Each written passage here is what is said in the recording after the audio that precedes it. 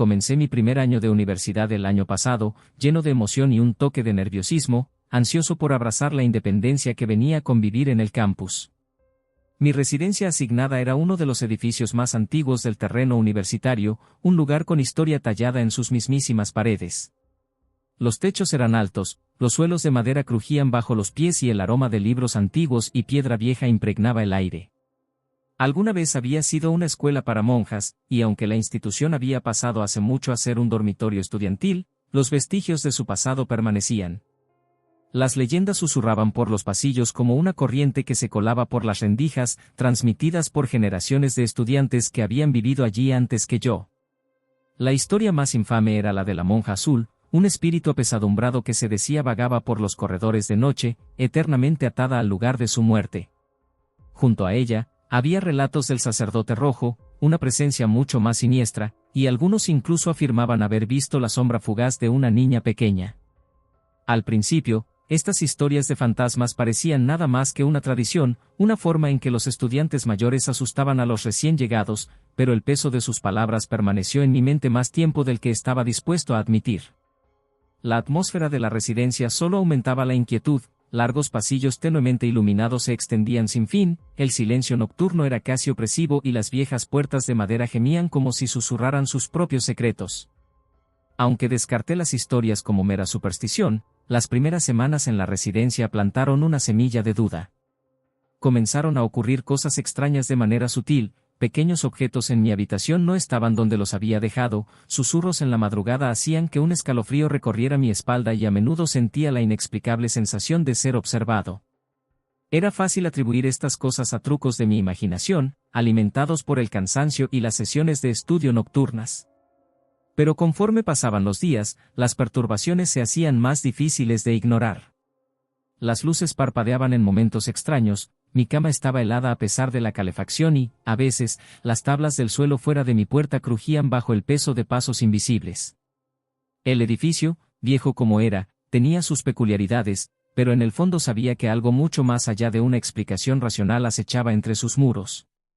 Desde el primer día, los susurros sobre la historia embrujada de la residencia se colaban en las conversaciones. Era un relato transmitido a través de generaciones de estudiantes, una leyenda escalofriante que se había entrelazado en la vida universitaria. Se decía que había 3 fantasmas, la monja azul, el sacerdote rojo y, aunque las versiones variaban, una niña pequeña que solo aparecía ante unos pocos elegidos.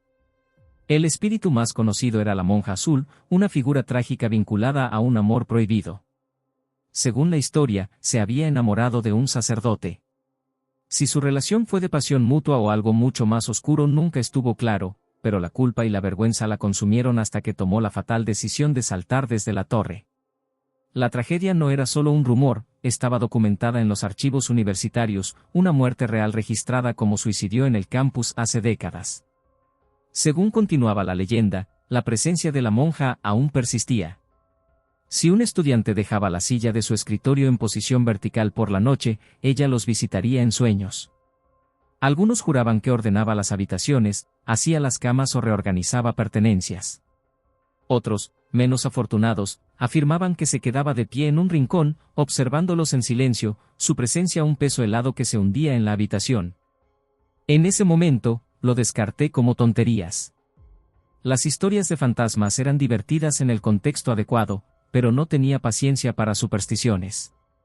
Era escéptico, un firme no creyente. Las únicas cosas que acechaban en un dormitorio universitario, razonaba, eran los exámenes, el estrés y alguna que otra mala decisión en una fiesta. Esa certeza duró exactamente 2 semanas. Era una noche tardía en la sala común, un lugar donde los estudiantes se relajaban y compartían historias. El tema de conversación inevitablemente derivó hacia la reputación fantasmal de la residencia. Uno de los asistentes comunitarios, encargado de supervisar el dormitorio, disfrutaba enormemente al relatar la historia. Escuché, divertido, mientras tejía la conocida leyenda con facilidad practicada, su voz bajando casi a un susurro al describir el espíritu persistente de la monja. Me burlé. El ambiente era perfecto para contar historias, luces tenues, una tormenta acercándose afuera, el parpadeo ocasional de las viejas bombillas sobre nosotros. No iba a dejarme atrapar por eso. Me recosté en mi silla, sonriendo mientras lanzaba comentarios sarcásticos. «Oh no, la monja aterradora, debería estar temblando», bromeé.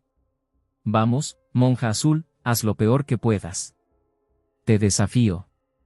Risas recorrieron el grupo, pero noté algunas miradas inquietas intercambiadas entre los estudiantes mayores. Estaba claro que, broma o no, muchos tomaban la historia en serio. Deseché su preocupación, sin convencerme. Eventualmente, todos nos retiramos a nuestras habitaciones por la noche. Me despedí de mis amigos, me metí en la cama y me acomodé con un programa sonando suavemente en mi portátil. La tormenta afuera había ganado fuerza, la lluvia golpeando insistentemente contra la ventana. El resplandor de la pantalla proyectaba sombras parpadeantes en las paredes y, a pesar de la conversación inquietante de antes, no sentía nada fuera de lo común. No estaba dormido. Estaba acostado de lado, mirando la pared, pensando en planes para el desayuno de la mañana cuando ocurrió un cambio en el aire. La habitación, antes cómodamente cálida, se volvió notablemente más fría. No un enfriamiento gradual, sino una caída repentina y antinatural en la temperatura. Los finos vellos de mis brazos se erizaron, un escalofrío subiendo por mi columna. La sensación era clara, un peso presionando mi hombro. No un toque suave. No el roce de una manta moviéndose. Una presión, como si dedos estuvieran apretando, deliberados y firmes. Luego, tan cerca de mi oído que envió un rayo de pánico a mi pecho, un susurro. Sin palabras. Solo el más leve soplo de sonido, como algo exhalando, a centímetros de mi piel. Mi corazón golpeó contra mis costillas. Mi cuerpo se bloqueó, congelado en su lugar, la parte racional de mi cerebro buscando desesperadamente una explicación. No era nada. Una corriente. Un truco de la mente. Cualquier cosa menos lo que sabía, en el fondo, que acababa de ocurrir. Con cada gramo de fuerza de voluntad, me obligué a moverme. Me giré rápidamente, mi aliento atrapado en la garganta, esperando, ¿qué? ¿Una figura cerniéndose sobre mí? ¿Un rostro a centímetros del mío? La habitación estaba vacía. Pero la sensación permanecía. Una presencia. Una certeza inquebrantable de que algo, alguien, había estado allí hacía apenas un instante. Buscando torpemente mi lámpara, la luz inundó el espacio con un brillo duro. Mis manos temblaban mientras alcanzaba mis gafas, mi pulso un tamborileo frenético en mis oídos. Nada estaba fuera de lugar. Pero sabía lo que había sentido. Lo que había oído. Y de repente, la leyenda de la monja azul ya no era solo una historia. Intenté racionalizar esa noche en mi cabeza una y otra vez. Tal vez había estado medio dormido, atrapado en ese estado extraño donde la realidad y los sueños se mezclan. Pero no estaba dormido. Estaba completamente consciente, pensando en el desayuno, mi mente alerta. Y no importa cuántas veces intentara convencerme de lo contrario, no podía ignorar cómo mi piel se había erizado con conciencia, el peso innegable de algo presionando mi hombro, el susurro, tan cerca, demasiado cerca. Desde esa noche, comencé a voltear mi silla religiosamente antes de acostarme. Se convirtió en un ritual, un intento silencioso de mantener a raya lo que fuera que estuviera en mi habitación.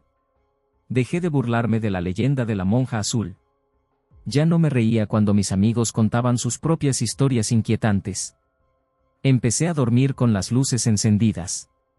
Las perturbaciones continuaron. Pequeñas cosas al principio. Entraba a mi habitación y encontraba mis zapatos alineados perfectamente contra la pared. No solo colocados con cuidado, sino posicionados con una precisión que se sentía antinatural. Los cordones metidos, las puntas de los zapatos alineadas como si alguien hubiera tomado un cuidado meticuloso en organizarlos. Sabía que no lo había hecho yo. Algunas noches, mientras estaba en la cama, escuchaba ruidos leves desde mi armario. Un suave roce. Un crujido que no coincidía con el ritmo del asentamiento del edificio. Dejé de abrir el armario por la noche por completo. Las cosas comenzaron a desaparecer. Al principio, eran objetos pequeños, lazos para el cabello, bolígrafos, mi identificación de estudiante. Cosas que fácilmente podían extraviarse. Pero luego escaló. Mis fotos y calendarios desaparecieron de las paredes. No caídos. No escondidos bajo mi cama o detrás de mi escritorio. Simplemente desaparecidos. Buscaba por todas partes. Pasaban días, a veces semanas, antes de que volvieran a aparecer, exactamente donde habían estado antes. Sin señales de disturbio, sin razón lógica para su ausencia. Comencé a llevar un registro, anotando las fechas en que las cosas desaparecían y cuando regresaban, pero no había patrón. Ninguna explicación. Y no era el único. Mi amiga, que vivía a unas puertas de distancia, tenía las mismas experiencias. Compraba nuevos cepillos de maquillaje para reemplazar los que había perdido, solo para encontrarlos desaparecidos de vuelta en sus lugares originales días después. Otra chica de mi piso juraba que se despertaba y encontraba la puerta de su armario abierta, completamente abierta, cuando sabía con certeza que la había cerrado la noche anterior. Luego estaban las noches en que toda la residencia parecía cambiar. Los pasillos siempre eran inquietantes después del anochecer, el viejo edificio gimiendo bajo el peso del tiempo. Pero entre las 2 y las 4 de la mañana, algo cambiaba. Las luces de los corredores se apagaban, dejando los pasillos en una oscuridad absoluta. No una iluminación tenue. No bombillas parpadeantes. Una negrura pura, asfixiante. Nos decían que era un problema eléctrico, una peculiaridad del cableado antiguo. Pero ocurría con demasiada consistencia, con un timín demasiado perfecto, para ser algo más que deliberado. Me negaba a salir de mi habitación durante esas horas. Una noche, no tuve opción. Era tarde, y acababa de terminar de lavar ropa en el sótano. Mis prendas aún estaban calientes de la secadora mientras las llevaba de vuelta a mi habitación, la canasta equilibrada contra mi cadera. Estaba agotado, mi cuerpo dolía por un día largo, mi mente nublada por la fatiga. Arrojé la canasta de ropa al suelo y me senté en mi cama, cepillándome el cabello húmedo. No estaba pensando en nada en particular, solo dejando que el movimiento repetitivo me adormeciera. Entonces, por el rabillo del ojo, la canasta se movió. No un cambio sutil. No un deslizamiento lento causado por un suelo desigual. Se sacudió, 5 centímetros hacia la izquierda. Me congelé, mi cepillo aún enredado en mi cabello. El aire cambió en un instante. Esa sensación volvió a inundarme, el peso helado y opresivo presionando contra mi piel. Podía escuchar mi corazón latiendo en mis oídos, la repentina certeza de que no estaba solo golpeándome con fuerza brutal. La temperatura cayó en picada. Un frío agudo, antinatural, que hizo que mi aliento se detuviera. No esperé a ver qué pasaría después. Corrí. Sin pantuflas. Sin gafas. Solo pánico puro impulsándome fuera de mi habitación y por el pasillo. No me importaba si parecía ridículo, si alguien me veía corriendo descalzo por los corredores. No podía quedarme en esa habitación. No con esa presencia. Llegué a la puerta de mi amiga y golpeé, apenas capaz de articular palabras cuando respondió. Ella me miró, mi rostro pálido, mis manos temblorosas, y no hizo preguntas. Tomó su teléfono y me siguió de vuelta. Pero cuando llegamos, nada había cambiado. La canasta estaba exactamente donde la había dejado. La habitación estaba silenciosa, el aire cálido de nuevo. Sin señales de movimiento, sin evidencia de lo que había visto. Aún así, me negué a dormir allí solo esa noche. A la mañana siguiente, revisé cada rincón de mi habitación. Quería creer que lo había imaginado, que el agotamiento había jugado trucos con mis ojos. Pero la sensación persistía. Y las perturbaciones solo empeoraron. Pasaron las semanas, y la tensión en nuestra residencia solo creció. Lo que comenzó como sucesos extraños, objetos moviéndose, susurros inquietantes, la abrumadora sensación de ser observado, se convirtió en disturbios completos que dejaron a algunos de nosotros cuestionando nuestra cordura. Una noche a principios de otoño, estaba al teléfono con mi amiga que vivía en el piso de arriba. Era tarde, cerca de las 2 de la mañana, y hablábamos de nada importante, solo pasando el tiempo antes de dormir. Me había llevado con ella, virtualmente, mientras caminaba al baño comunal, el sonido de sus pasos resonando ligeramente en la llamada. Era normal, algo que hacíamos a menudo. Pero entonces, mientras regresaba a su habitación, susurró de repente, «Espera». Luego la línea se cortó. Volví a llamar. Sin respuesta. Le envié un mensaje. Sin respuesta. Pasaron minutos, y sentí una inquietud creciente y apretada en mi estómago. No sabía por qué. Tal vez era el silencio, tal vez solo la paranoia asentándose, pero algo se sentía mal. Entonces, de la nada, me envió un video de Snapchat. Al principio, no entendí qué estaba viendo. La pantalla estaba temblorosa, como si sus manos temblaran, y la iluminación era tenue. Estaba parada fuera de su puerta, grabando el pasillo. El aire estaba cargado con un sonido bajo y extraño, algo que no podía identificar del todo. ¿Un leve roce?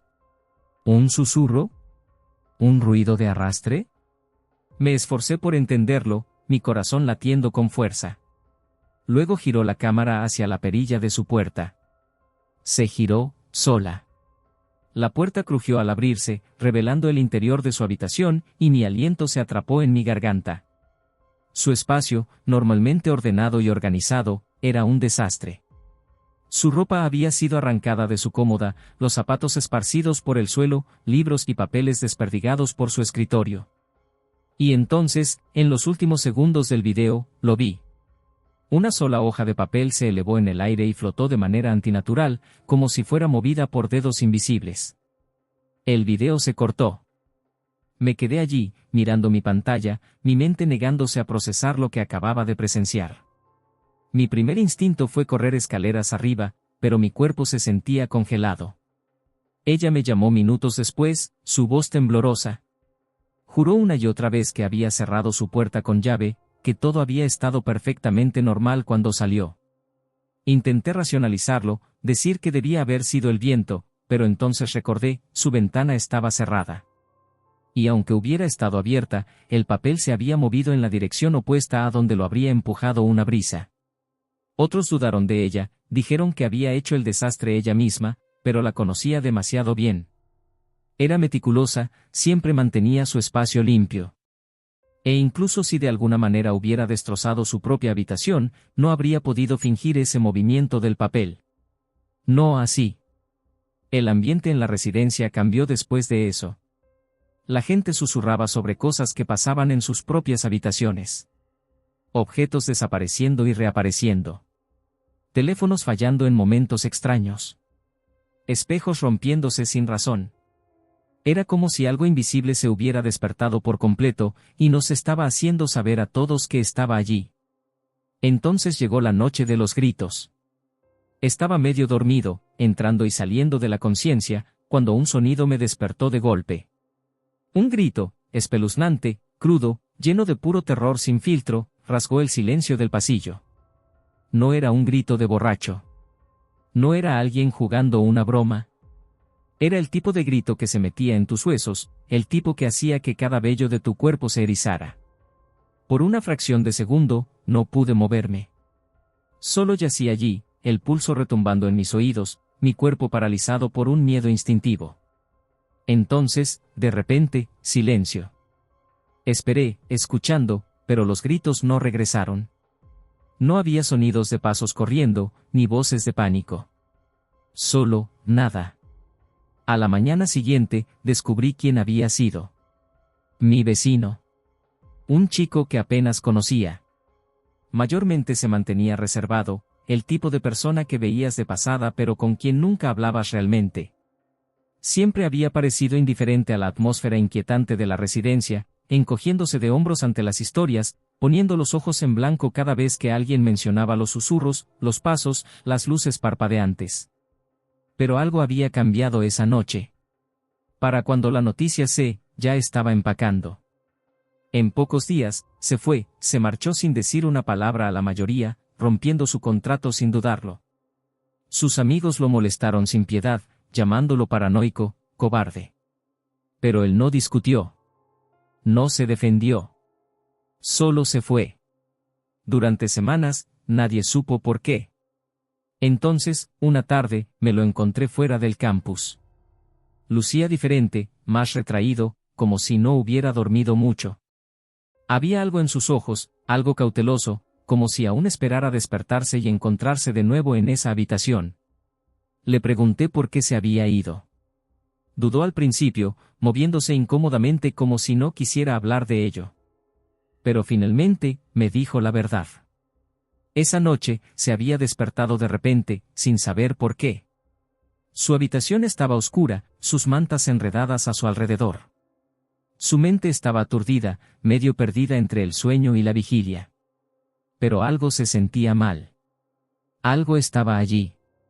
Al principio, pensó que era solo el peso de la noche oprimiéndolo, esa vaga inquietud que a veces llega en las horas tranquilas antes del amanecer. Pero entonces lo sintió, una conciencia, una presencia demasiado cerca. Su piel se erizó, cada instinto en su cuerpo gritándole que no se moviera, que no mirara. Pero lo hizo. Y cuando abrió los ojos, ella estaba sobre él. Una niña pequeña. No una estudiante. No una sombra ni un truco de la luz. Una niña pálida. Silenciosa. Observándolo. Estaba tan inmóvil, su rostro sin expresión, sus ojos oscuros fijos en los suyos. Juró que podía ver el subir y bajar de su respiración, el sutil movimiento de su cabello como si lo agitara una brisa que no existía. No era transparente, no una aparición borrosa, era sólida, real, imposiblemente real. Y entonces gritó. En un pánico ciego, se lanzó hacia su lámpara de noche, sus manos torpes contra el interruptor. En el momento en que la luz inundó la habitación, ella se había ido. Sin movimiento. Sin sonido. Solo un espacio vacío donde había estado. Revisó su habitación de arriba abajo, revisó su armario, miró bajo su cama. Nada. La puerta estaba cerrada con llave, las ventanas cerradas. Había estado solo. Pero sabía lo que había visto. Y se negó a quedarse otra noche. Después de eso, me obsesioné. Revisé foros, busqué en archivos, intenté encontrar alguna historia que pudiera explicar qué estaba pasando en nuestra residencia. Pero apenas había algo. Solo las mismas historias transmitidas año tras año, la monja azul, el sacerdote rojo y la desconocida niña pequeña. Entonces llegó la noche en que entramos a los túneles. Era un gran evento en el campus, todos estaban de fiesta, la energía vibrando en el aire. Los túneles debajo de la residencia estaban estrictamente prohibidos. Eran viejos, peligrosos, y si te atrapaban allí abajo, te multaban. Pero esa noche, algo me atrajo. Tal vez era curiosidad. Tal vez era el terror persistente de los últimos meses. O tal vez algo quería que bajáramos allí. Aún no sé cómo entramos. Juro, hasta el día de hoy, que no puedo recordarlo. Un momento, mis dos amigos y yo estábamos hablando sobre los túneles. Al siguiente, estábamos dentro. Las paredes eran ásperas, cubiertas de ladrillos viejos y tuberías en decadencia. El aire era húmedo, cargado con el olor a tierra y moho. Los túneles se extendían en múltiples direcciones, algunos desapareciendo en una oscuridad total. Nuestros pasos resonaban de manera antinatural, haciendo imposible saber si realmente estábamos solos. Entonces la sensación nos golpeó. Era diferente a todo lo que había sentido antes. Los incidentes en las habitaciones habían sido inquietantes. Perturbadores. Pero esto era diferente. Hacía frío. Pero no solo frío físico, algo más profundo, algo primitivo. Una sensación helada hasta la médula de ser observado. No solo observado. Cazado. Mi piel se erizó. Mi respiración venía en jadeos cortos. Los finos vellos de mis brazos se levantaron. Mis amigos lo sintieron también, lo vi en sus ojos abiertos de par en par, en la forma en que sus cuerpos se tensaron, en cómo instintivamente se acercaron más unos a otros. Algo estaba allí. No sé cuánto tiempo estuvimos en ese espacio, paralizados por el silencio denso y asfixiante. Era como si el tiempo se hubiera detenido, como si el túnel mismo nos hubiera tragado enteros. El aire estaba viciado, húmedo con el olor a piedra vieja y algo más, algo metálico, casi como óxido. ¡Oh sangre! Mi respiración se sentía demasiado fuerte en mi pecho, cada inhalación temblorosa, cada exhalación apenas controlada. Entonces, pasos. No nuestros. Desde algún lugar más profundo en la oscuridad. Lentos. Deliberados. Pesados. Al principio, pensamos que lo habíamos imaginado, que nuestro miedo nos estaba jugando una mala pasada. Pero luego lo escuchamos de nuevo. Más cerca esta vez. Un sonido de arrastre acompañaba cada paso, como si algo fuera arrastrado por el suelo. Un escalofrío recorrió mi columna, y pude sentir los pequeños vellos de mis brazos erizarse. Ninguno habló. Ninguno se atrevió a moverse. Entonces, tan repentinamente como había comenzado, la sensación se rompió. El pánico nos invadió, y corrimos. No nos importaba la multa. No nos importaba si nos atrapaban. Solo necesitábamos salir. Los túneles giraban, se retorcían, se extendían en direcciones que no reconocíamos. Retrocedimos sobre nuestros pasos, pero los caminos no parecían los mismos. Era como si los túneles mismos hubieran cambiado, moviéndose como algo vivo, atrapándonos dentro de sus muros. Cuanto más corríamos, peor se ponía. El aire se volvía más pesado, más denso, presionando contra nuestros pulmones como manos invisibles. La oscuridad no era solo una ausencia de luz, era una presencia, algo que observaba, algo que esperaba. Y entonces vinieron los susurros. Al principio, eran débiles, apenas un murmullo al borde del oído. Pero crecieron. Voces suaves, demasiadas para contarlas, hablando unas sobre otras en un idioma que no entendíamos.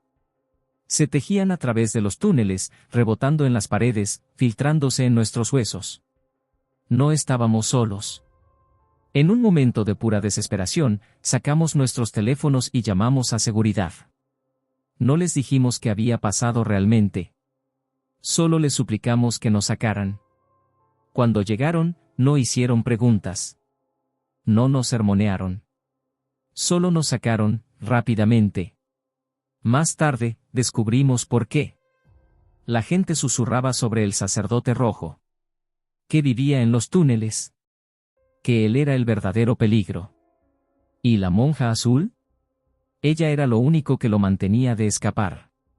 Pasé el resto del año viviendo en esa residencia, pero algo había cambiado en mí. Ya no veía a la monja azul como algo que temer. En cambio, sentía una extraña sensación de protección, como si ella hubiera estado cuidándonos todo el tiempo. Después de que mi tía me contara las historias transmitidas por antiguos estudiantes, dejé de burlarme de ella por completo. Incluso comencé a saludarla cuando regresaba a mi habitación por la noche.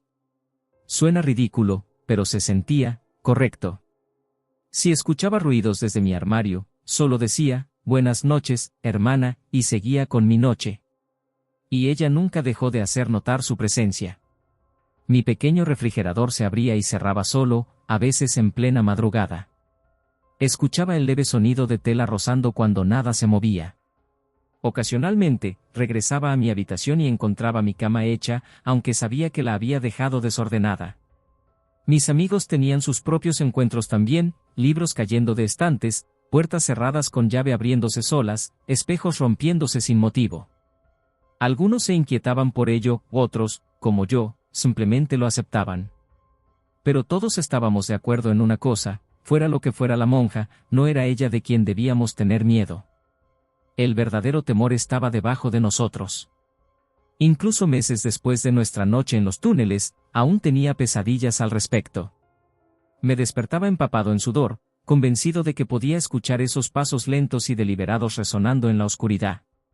Algunas noches, juraba que oía susurros débiles, no en mi habitación, sino debajo de mí, como si los túneles se extendieran más de lo que habíamos pensado.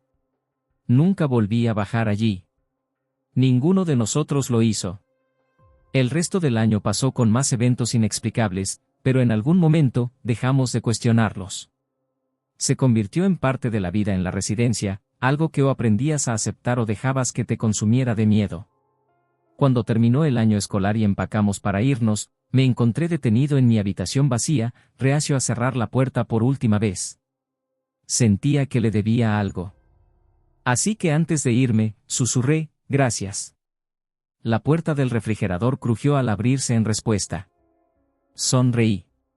No fue hasta más tarde ese verano, mientras navegaba por una vieja página de historia local, que me topé con algo escalofriante. Un recorte de periódico desvaído. Sobre el sacerdote rojo. El artículo era antiguo, de hacía décadas, pero los detalles eran sorprendentemente familiares. Hablaba de un sacerdote, uno cuyo nombre había sido deliberadamente borrado de los registros, conocido solo por los susurros de estudiantes pasados. Había vivido en el campus mucho antes de que fuera una residencia, cuando el edificio servía como institución religiosa. Pero algo estaba mal con él. El sacerdote rojo, como llegó a ser llamado en susurros apagados, había sido una figura envuelta en secreto y miedo.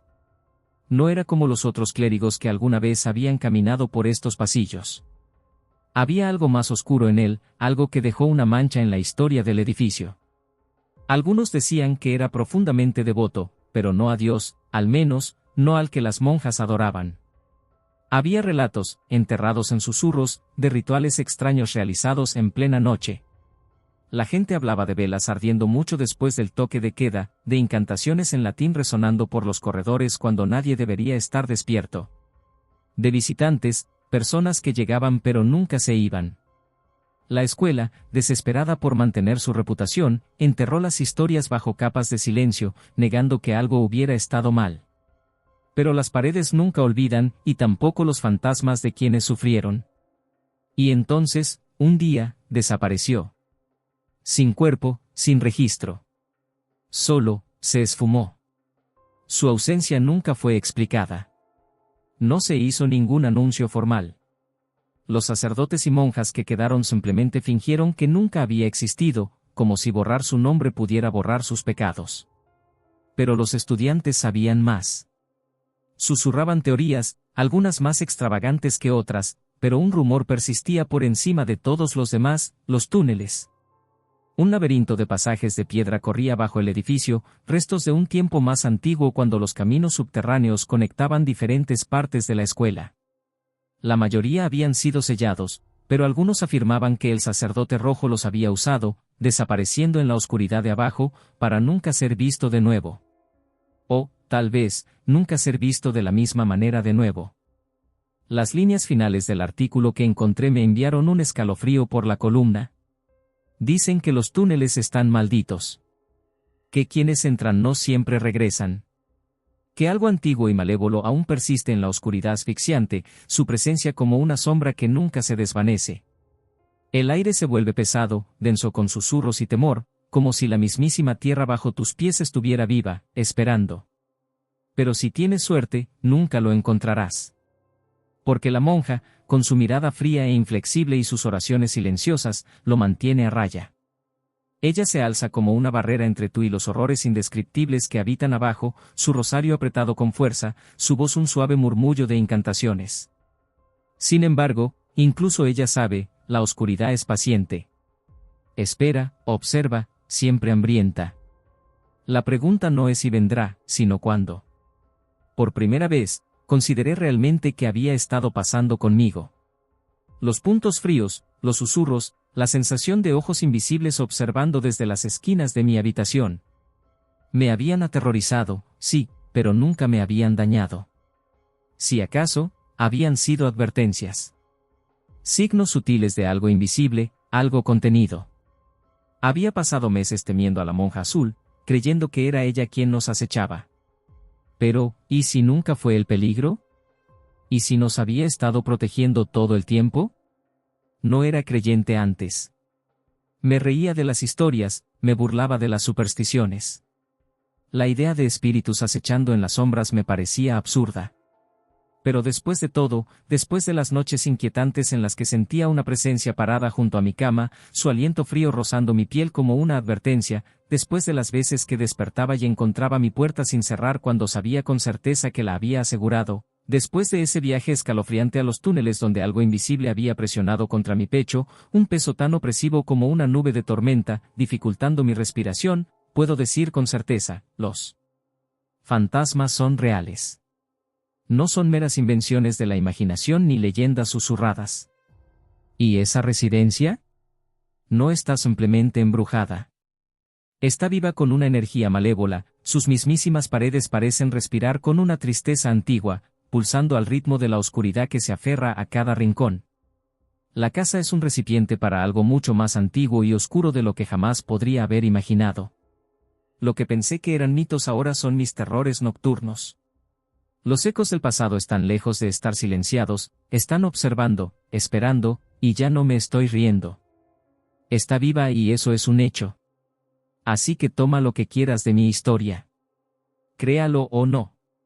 Pero si alguna vez te encuentras allí, si alguna vez escuchas el pequeño refrigerador crujir al abrirse en la noche o encuentras tu cama hecha cuando sabes que la dejaste desordenada, di gracias. Porque ella está observando. Y te está manteniendo a salvo.